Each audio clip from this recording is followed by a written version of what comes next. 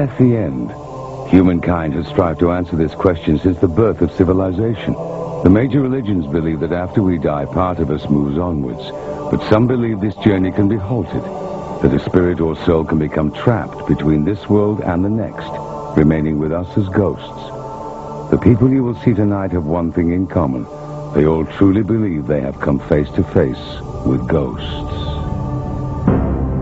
Ever since I've been a child, I've been able to see what we would loosely call ghosts or dead people. Machines blew up, lights banged. I always felt I was being watched.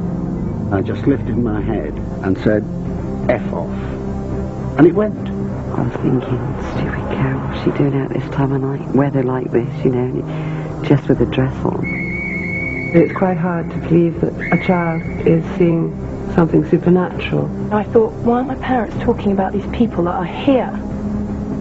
It was almost as if I was being possessed. Am I not allowed?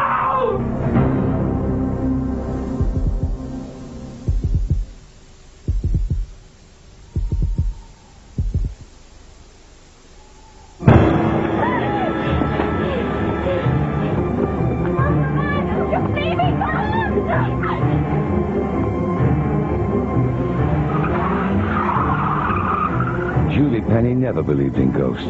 As a science teacher, she knew there was a rational explanation for everything. So why did she and her daughters flee into the night from their dream home, praying they would never have to step foot in it again? Julie and her engineer husband, George, married in 1986. They had 2 daughters, Francesca and Katrina. In 1994, they decided to move from their Walsall estate in the West Midlands.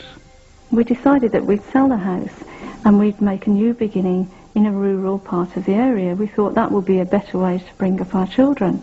They found their dream home in a small village near Birmingham. Really just what we'd always wanted. It was the picture postcard cottage. The children loved it, and we just knew it was what we wanted. We had our leg pulled quite a bit by friends who said, it's such an old cottage, an 18th century cottage. Are you frightened about it being haunted? And we said, absolutely not. Julie now wishes she'd listened to her friends. The family had been in the cottage for 2 days when it started. A pocket full of posies, tissue, a tissue, we all fall down. All fall down. Cat's just pushed me over on the stairs. Don't be silly, Cheska. She's been out here with me. I was rather annoyed with Francesca because I felt that she was trying to get Katrina into trouble. Now, looking back, I wish I'd listened to her the very first time she said it. I thought it was my sister, but about it, the force was too hard for her to have pushed me down the stairs.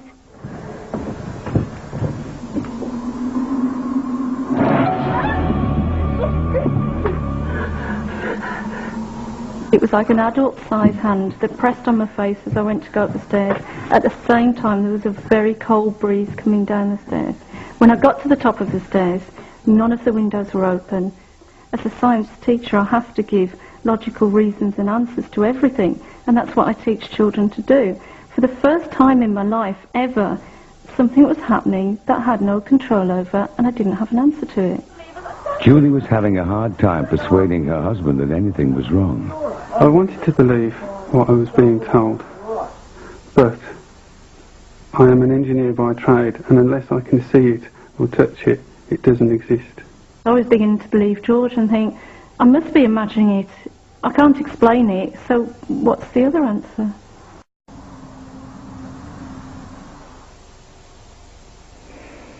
George, what are you doing? It must be freezing out there. Come back to bed, love.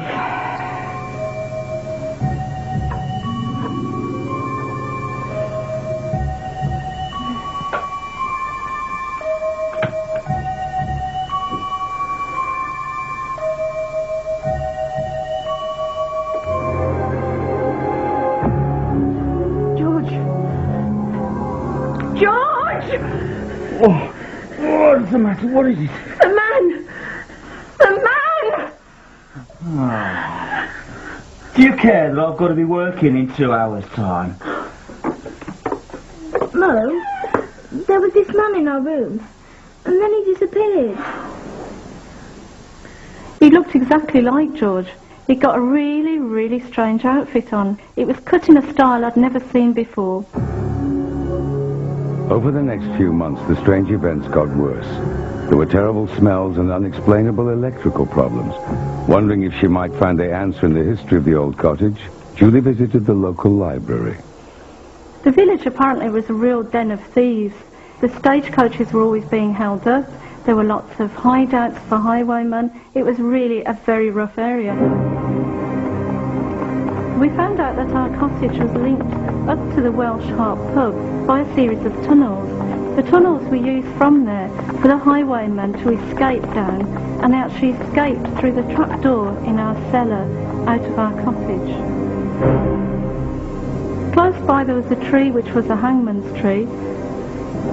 We don't know if the problems in the cottage were linked to a very vivid history or whether it was something else that was going on that we couldn't explain. But it was talking to the neighbours that produced the most chilling evidence. We found out that nobody had been in the cottage for more than 18 months. Arguments were increasing in the house due to the fact that I was being presented with all these stories. Julie started taking the girls to spend some nights at her mother's, but George was still unsympathetic. Nothing had happened to him, yet.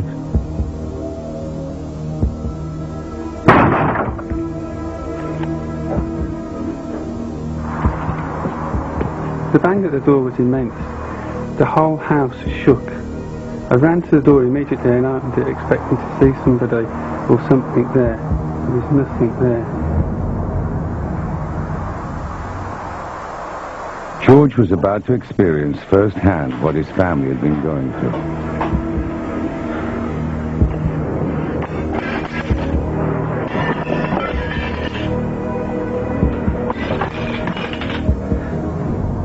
The pictures coming off the wall were probably the scariest things for me.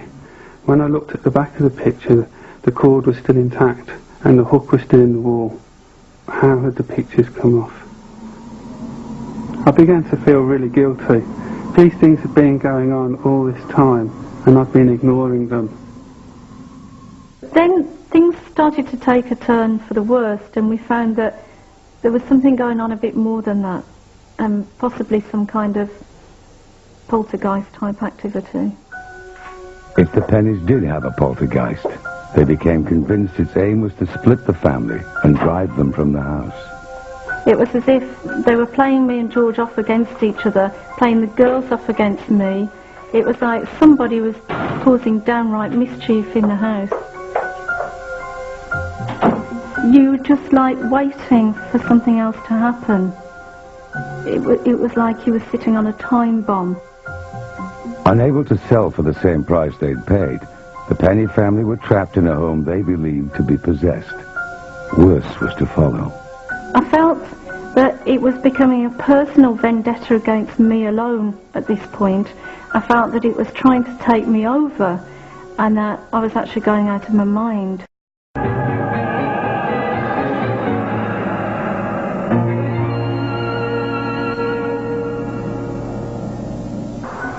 Julie found herself losing control. She felt as if she was being forced to do things against her will.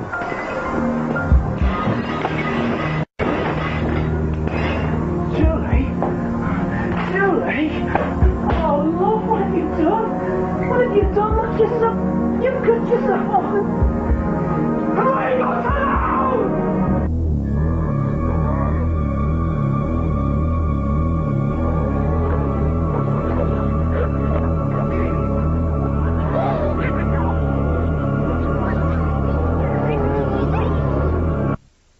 I felt almost as if I was reliving something that had happened in the past, or something was trying to relive a life through me. It was almost as if I was being possessed. When George worked night shifts, Julie and the girls often slept in the same bed for safety, but nowhere was safe anymore.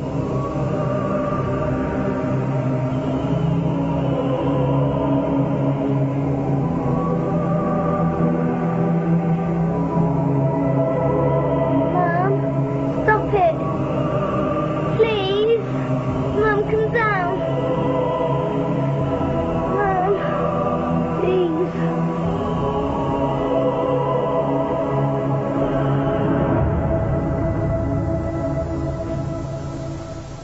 I was quite tired and I thought it was my eyes just playing, but when I looked next to me, my mum had gone.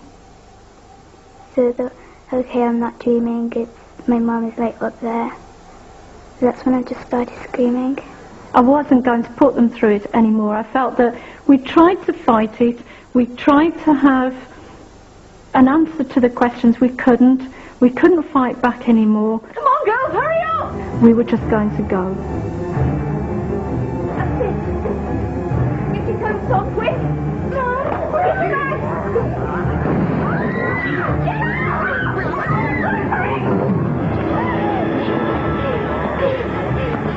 Oh, my bag! I'm just leaving! Come on!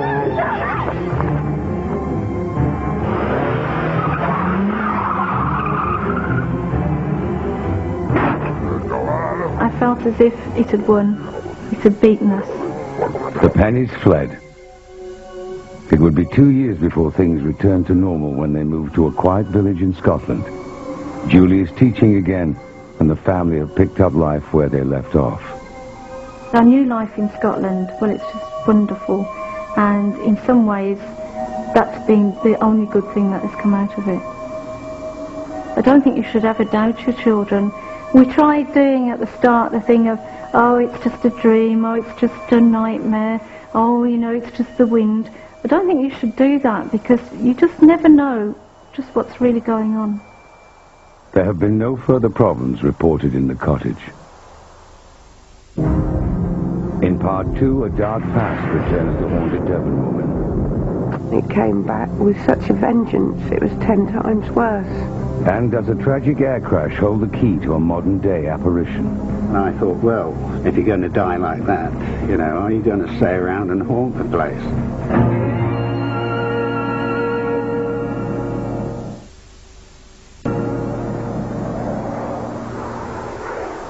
The St. George Hotel in Teesside. Built in the 1940s, its squat brick appearance gives it away as an ex-military building. Once it was the officers' mess of RAF Middleton St. George. When the Air Force moved out in the 1960s, the base became Teesside International Airport, and the mess became a hotel. The hotel is a busy stopover for aircrew, but over the last 30 years, it's gained notoriety for being haunted. On the 17th of November 1982, airline pilot Barney Kincannon headed for his room in the west wing of the hotel. I'd just come in from the late London flights, arriving about 9 o'clock at night. Another pilot, Grant Waters, was also staying in the west wing 3 years earlier in March of '79. I was sort of working earlies, so we had our normal sort of evening do in the bar. Both men were senior pilots, not given to flights of fancy. I went to bed slightly earlier than the crews who were on mates. I went to bed about 11 o'clock. It was very cold, and it always was in that area of the hotel. Got into bed, and I'd been in bed about 2 minutes when I felt this heavy, really heavy pressure on my lower legs. And as if a man or a heavy weight was sitting on them. And I felt the pressure on my legs, and eventually it sort of moved up to my chest. I felt the bed sort of going down with the weight. And I just lifted my head and turned it round and said, F off. And he went. And I said, please go away, because I'm on earlies. And he went just like that. Barney wrote an article about that night for Pilot's magazine and discovered he wasn't alone. Interviewed 20, 25 people in working for British Midland who'd had similar or even worse, well, most of the experiences they had were worse than the one I had. Stewardess Heather Raybould stayed regularly at the St. George from 1975 to 1995. She claims to have been visited by the ghost twice. I mean, when I first joined British Midland, everybody used to talk about this ghost. It was sort of like the weight of a man, really. Just a heavy weight of somebody pushing you down. I just didn't know what to do. I found I couldn't shout out, I couldn't talk, I couldn't scream. I couldn't do anything. I just felt like I'd frozen. I never wanted to stay in the hotel again. I did everything I could to change my posture. One stewardess was making her way down to breakfast. She was walking down the corridor and saw this pilot. said good morning to him. He didn't answer. She thought, oh, he's wearing funny clothes, you know, like the old pilots used to wear, the old leathers and that. And she turned round and he disappeared. He wasn't there. Could the clothing offer a clue to the ghost's identity? Barney started researching the history of the base. Somebody mentioned that a meteor had crashed into the building in the early 50s, and I did a bit of investigation into that. In a bizarre tragedy on the 24th of November 1951, Flight Lieutenant Raymond Norman lost control of his Meteor jet while training. He slewed across the car park. Out of 30 cars there, he destroyed just one, a pre-war Humber, his own. Then he smashed into the mess, demolishing just one room, his own, in what is now the West Wing, where all the sightings have taken place. He was still alive. The accident didn't kill him at all. And as he was getting out, a lump of concrete fell down, struck him. The official cause of death was given as a broken neck.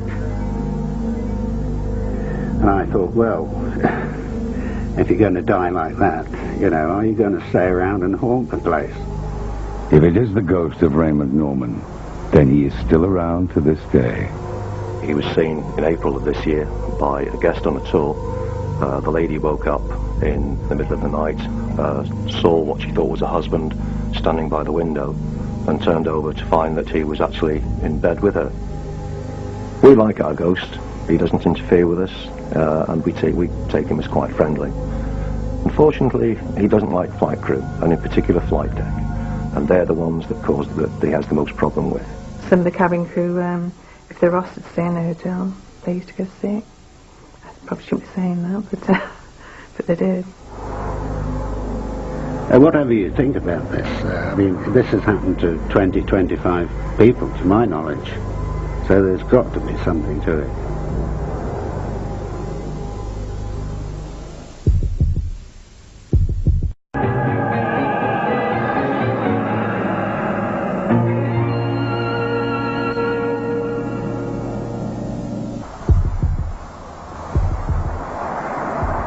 Fiona Hutchings and husband Viv live in a mobile home. Once they lived in a dream cottage until their lives were turned upside down. Their story starts over 100 years ago. One cold morning, the people of South Devon awoke to find a bizarre trail of hoofprints running across the county, made by a creature that was cloven hoof but walked on two legs. Convinced it must be the devil himself, a mob gave chase only to be beaten back by thick woods. It wouldn't be the last time the land was to hide a dark secret.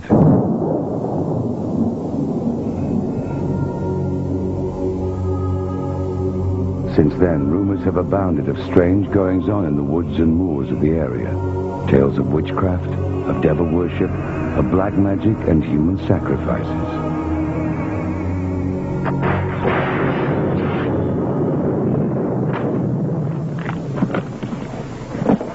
When I saw it, I thought, this is it. This is the house I'm going to live in forever.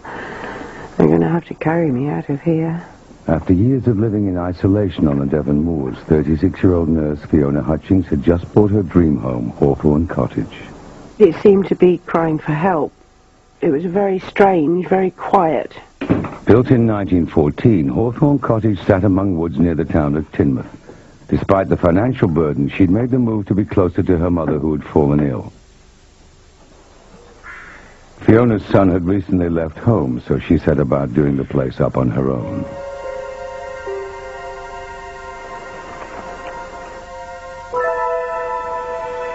From the start, she felt there was something strange about the atmosphere.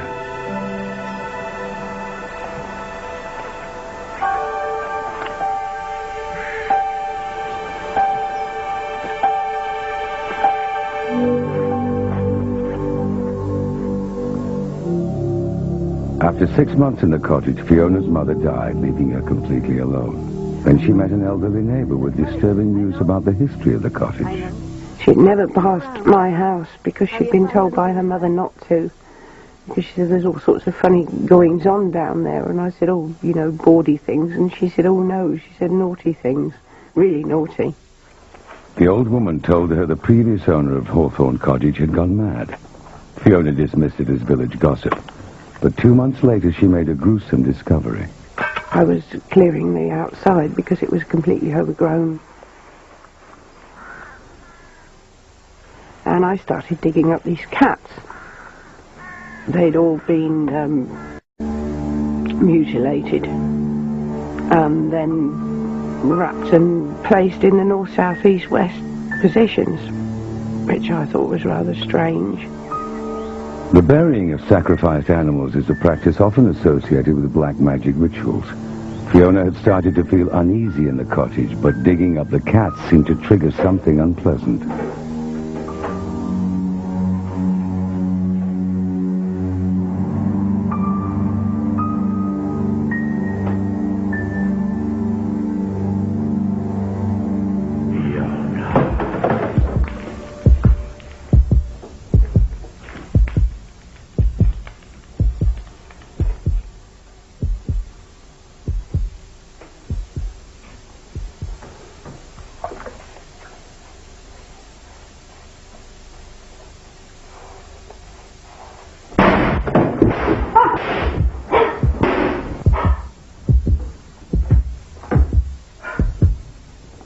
Fiona felt like Hawthorne Cottage was turning against her.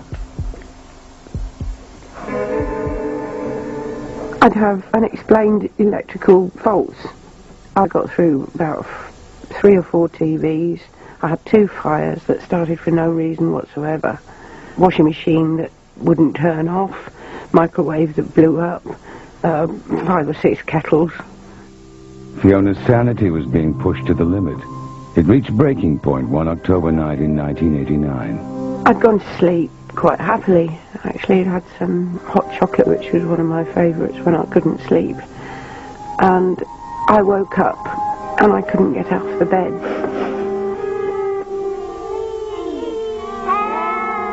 So I thought, how did these children get in here and what are they doing in the middle of the night? And I thought, they're not real and something terrible's happened. Leave me alone! For 6 or 7 months, night after night, I didn't sleep at all. I didn't know at the time whether it was me that was imagining it and I was going crackers, or if they really were there. Finally, she could take the nightly visitations no more and called a friend, Louise Barlow, who was a medium. Usually, clients had to wait for several weeks to see me, but a little voice said in me, "You need to see this lady now, like today."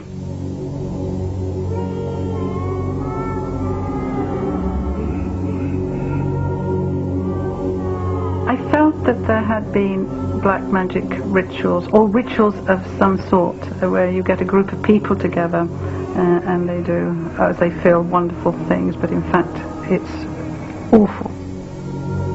Whether it was that house, I don't know, but it was that land. Louise felt that if Hawthorne Cottage was being haunted by events that happened on the land before it was built, then it was essential to fight back. She called in a qualified exorcist with the liberal Catholic Church in nearby Exeter. The priest who still practices today has confirmed the events. Omnis spiritus immundi. He said the children had been sacrificed, and he said it was a sort of ritual that I wouldn't wish to know about. Domine Jesu Christi. Every time he put holy water down, it was like when you throw water on a bonfire. The ash and blackness. And the smell was appalling. Little by little, the smoke disappeared.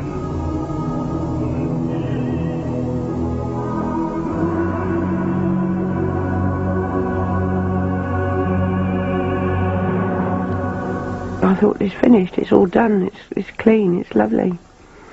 And I slept for weeks after that. The nighttime visitations stopped and life returned to normal. Fiona married a merchant navy electrician called Viv. When I heard about the sacrifices and things that were supposed to be going on down there, it does make you wonder whether you should believe it at first, whether it's airy-fairy stuff. A few months after the wedding, Viv went away to sea, leaving Fiona alone in the cottage. Despite him being away, she was happier than she had been in years.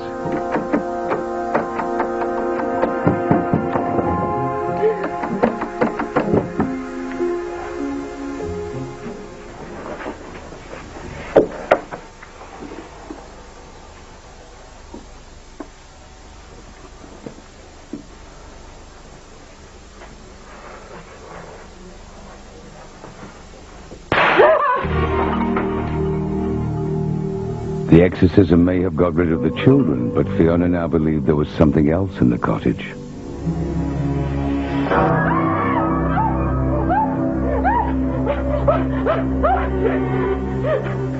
It came back with such a vengeance, it was 10 times worse.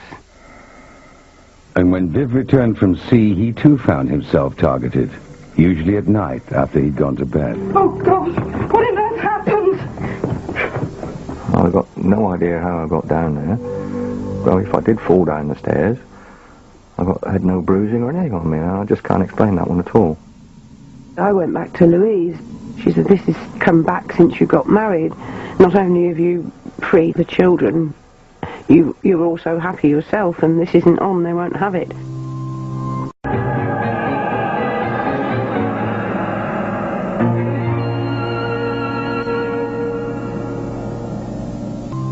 After more than a year of being terrorized, the couple were at their wits' end. They had heard rumors of an elusive local man by the name of John Parker. Ever since I've been a child, I've been able to see what we would loosely call ghosts or dead people. I don't look at myself as a medium. I'm just an ordinary bloke on a building site, laying bricks, making a living. But I have been blessed, if you like. What I was picking up from Fiona was pure fear. And I knew that there was very serious trouble in that house. Very serious trouble. At 7 p.m. on June the 6th, 1993, John Parker arrived at Hawthorne Cottage. In 30 years, he claims to have freed hundreds of trapped souls and has never charged a penny for his services. But this was to be his greatest battle. After 5 years of terrifying, unexplained phenomena at Hawthorne Cottage, Fiona and Viv Hutchings have called in ghost hunter John Parker. He is their last hope after previous attempts at exorcism failed. We'll soon have this sorted out. You must be Viv. Pleasure to meet you. Now sit down, both of you, and I'll explain all. John believes that ghosts are souls stuck between this world and the next. He has to persuade them to move on. It is a battle of mind, of strength, of belief. I have to be able to prove that I am stronger than what he is. I could hear footsteps running up the stairs. There's nobody there, of course. Not from this world. Right, you little buggers. An eye for me. I knew that they were sacrificed for the cult that they belonged to. You don't belong, I'm telling you. The house shook, literally. I really don't think I've ever been so frightened. Ever. I fought better than you, I'll tell you now. To actually hear it and experience it, it was nothing to warn you about that. What I remember, boy. I'm going to push you on. Passing over is where you're going. You know where you should be. You've been hanging around here far too long. Go on, I'm telling you, on your way.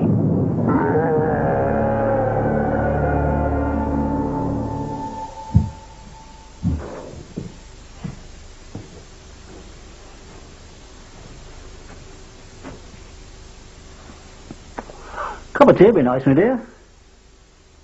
It had taken John 6 long hours, but the hauntings were over. He continues his work today in the southwest, but has experienced nothing like Hawthorne Cottage before or since. This is the worst I'd ever done. Fiona and Viv finally lost the cottage in 1995 to the banks. We now live from day to day. But one thing that I'm not anymore, I'm not frightened of things that I was frightened of, because now I've seen it. That's as bad as you can get.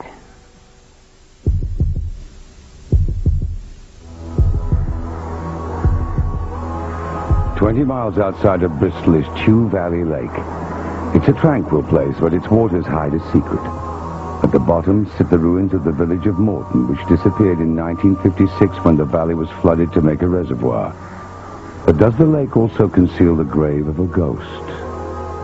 On June the 5th, 1999, Chris Pugh, with his girlfriend Wendy and his daughter Sam, were returning home from Bristol past the lake on the B3114. just as I got to the brow of a small hill, I could see a triangular light at the end of the cat's eyes.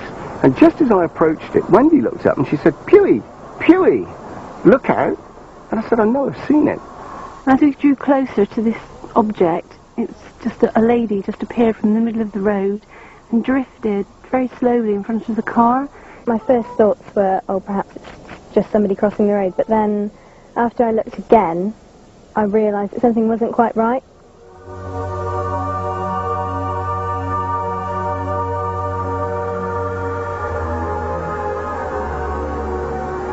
I can remember distinctly that she had long, wavy hair that looked sort of greasy or even wet. I was convinced that it wasn't a human being, it was something supernatural. What is it? What could it be? And then the next thing you just think, crikey, that is a ghost. I just knew it. It wasn't until afterwards when I thought about it, I felt absolutely petrified. I didn't really know how to feel, how to handle it, I suppose.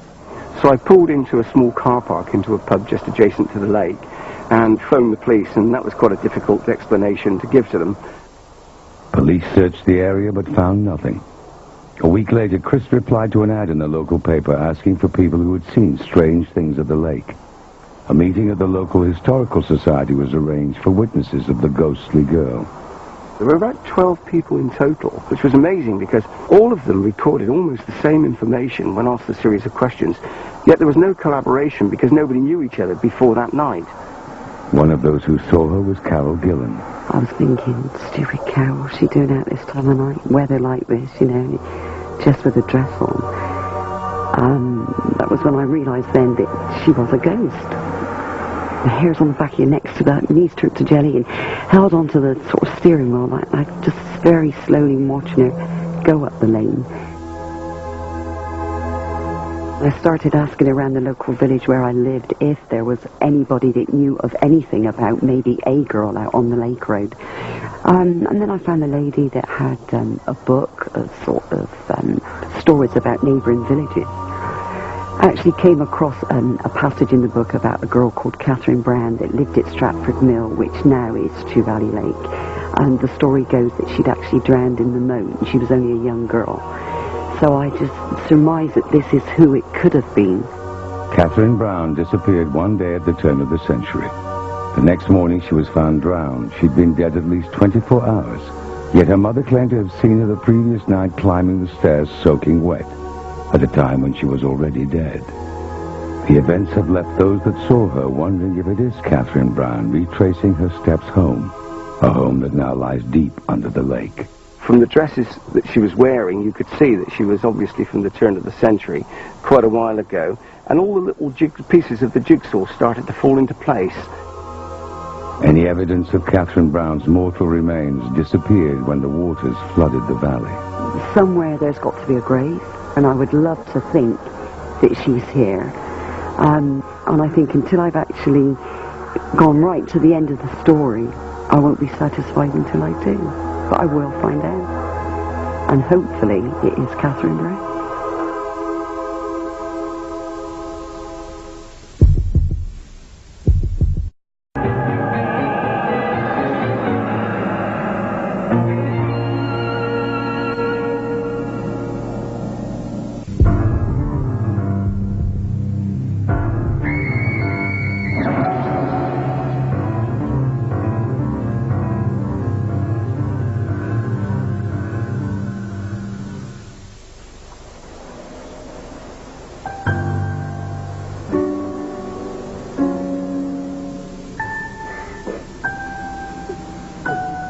Children often claim to have imaginary friends, make-believe playmates from their imaginations. But Susanna Hodson's invisible friends didn't want to play, and she was sure they were real. This wasn't a good thing. It was actually really quite evil. Susanna is now a 20-year-old university student. At the age of 2, she moved with her family to a large Sussex manor house. From as early as she can remember, she claims to have seen people that nobody else could. Shortly after we moved there, she became quite disturbed at night. I mean, she'd have me up night after night after night for clearly no apparent reason. I'd always sleep with the light on the landing on, and I just remember waking up in the middle of the night and feeling absolutely terrified. She would talk about a man called George who actually quite frightened her. For the next few years, the young Susanna continually claimed to see the man called George and a woman called Abby. Most children forget their imaginary friends by the time they start school. Come on, Dana. Time for breakfast. But not Susanna. Before he disappears. George and Abby kept me awake again all night. Oh, you and your little friends. Do we should forget about them? Come on. It's quite hard to believe that a child of that age is seeing something supernatural. It's not something you think about. So you tend to assume that these are imaginary friends, perhaps, that she has. When I spoke about Abby and George, there was no recognition there. Oh, yeah, there was nothing, and that was quite confusing to me. Whoa! It was so real to me. Bye-bye, darling. You're going to be Daddy's good little girl. George says that I'm a bad girl. Yes, well, George isn't real, so we can forget about what he says, You're getting a little bit old for these play friends. I was, at that stage, finance director of one of the top 100 companies. I was bringing a lot of work home, had a lot of problems, business problems, and the last thing I wanted was a domestic problem, too. But the problem wasn't about to go away. Susanna became more obsessed with George and Abby. I had some very strange situations with her where she wasn't herself, in that she would come out with strange remarks. Mummy, it's Abby. Darling, this game's getting very boring. But she's right there. Make her go away. Look, there isn't anyone to make go away. You're just pathetic. I hate you, I hate you, I hate you! Susanna? I wanted Mummy to see her. The Abby I'd been talking about, and she didn't really know who she was. And that's quite disturbing for a mother. You just instinctively know that that's not your child talking. Then everything changed. Diana was to have an experience that finally convinced her that her daughter was telling the truth. Well, I do hope you've calmed down now, young lady. Susanna? I would hear footsteps running and assumed that it was her. Susanna?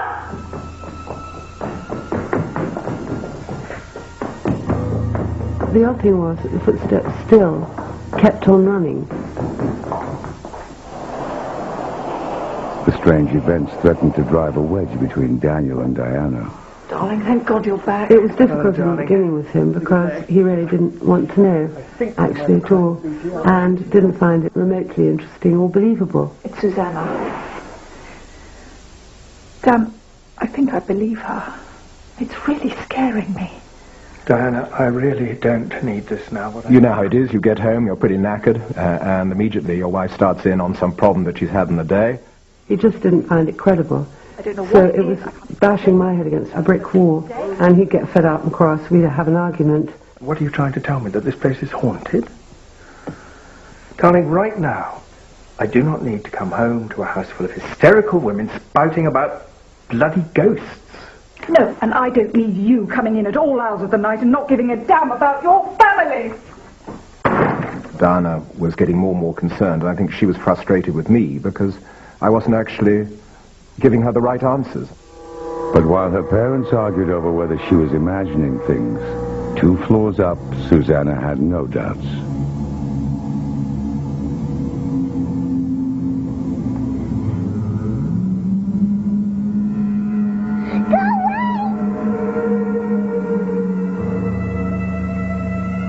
They weren't trying to befriend me. They were just these entities that were in my life. They were just there. George had sort of shaggy brown hair and dark, exhausted-looking face, sort of pasty, not a nice face at all.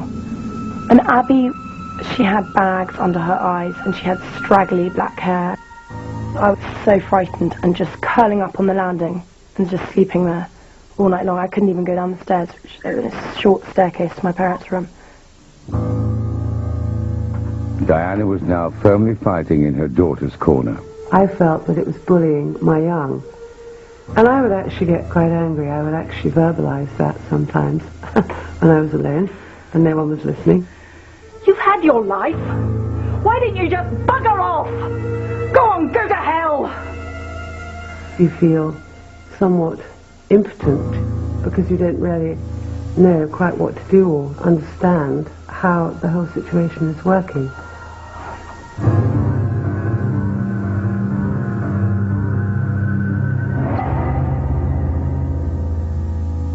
Unsure where to turn, Diana contacted a medium in Portsmouth. She sent him something personal of Susanna's but gave him no details about what had happened. The response astounded her.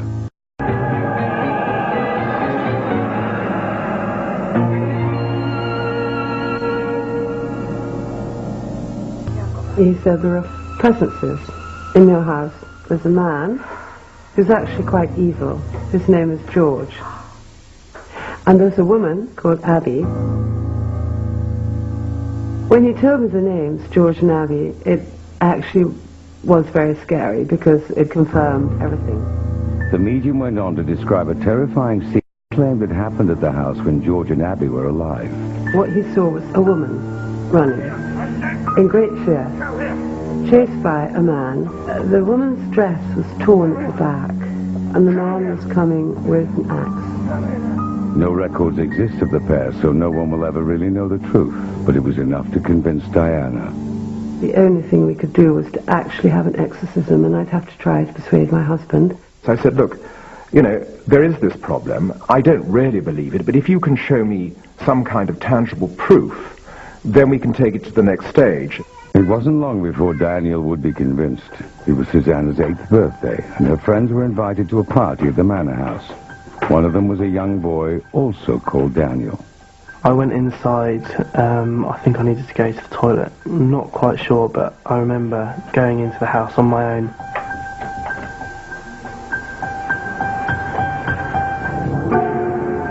An old lady dressed in black. She was very authoritative. She did not want me to go past her. I just felt very uneasy, very scared. I just wanted to get out as soon as possible. When we found this little boy, Daniel, he was screaming his head off. He was standing there by himself, and he was clearly very scared. Now I'm older, when I look back on it, it all seems very, very strange. I am convinced, though, that I saw a ghost. It was what Diana had been looking for. Someone other than Susanna seeing a ghost in the house. I began to realize we really did have something very difficult on our hands. And I think anyone who has any belief in the metaphysical and any belief in an almighty recognizes that there are things out there that you can't put your finger on. And I began to realize that this fell into that category, and we had to do something about it. The Hodsons called in the church, who eventually sent a minister to exorcise the house. One very bright July day, but surreal it was, I came back from work at lunchtime, and the children were dispatched with the mother's help, and Diana and I and this exorcist went through the process. He didn't look like Max von Sydow. It wasn't quite as dramatic as that, but it was very interesting. At the exact moment the exorcism ended, unprompted, Susanna said something remarkable. George and Abby have gone to heaven.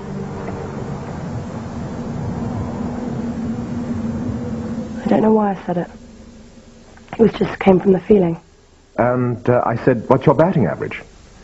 And he said, well, about 90%. I would definitely say that if we hadn't remained close as a family, that entity, whatever it was, could have really done some damage. Susanna never saw George and Abby again. Perhaps they had only ever been a figment of young imaginations. It all worked so simply, and the exorcisms have unlocked everything and sent it away, that maybe it was psychosomatic after all. But the story was not over yet. 2 years later, the Hodsons moved to a new home. Soon after arriving, they invited their next-door neighbour, Marnie Jones, around for tea. No, you'd love it here. The village is beautiful, and don't worry about the locals. Well, I hope so. It's a wonderful place. It feels so at peace. Why? Wasn't your last place? Well, we had some problems at our last house. Where was it? We lived in West Broughton. West Broughton? God. I used to live there. That's amazing. Well, we lived in the manor house. You know, by the church.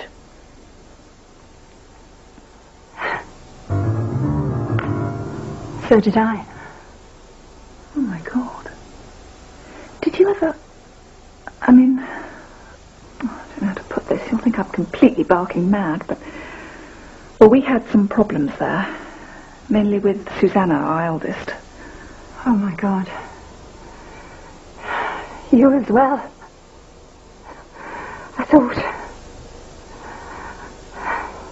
I thought it was only us. In 1965, Marnie was a 5-year-old girl living in the same house as the Hodsons. She has nothing but terrifying memories of the place. I was too frightened to go and find anybody to tell them how scared I was. The feeling of being strangled, you could actually feel the fingers coming around your throat.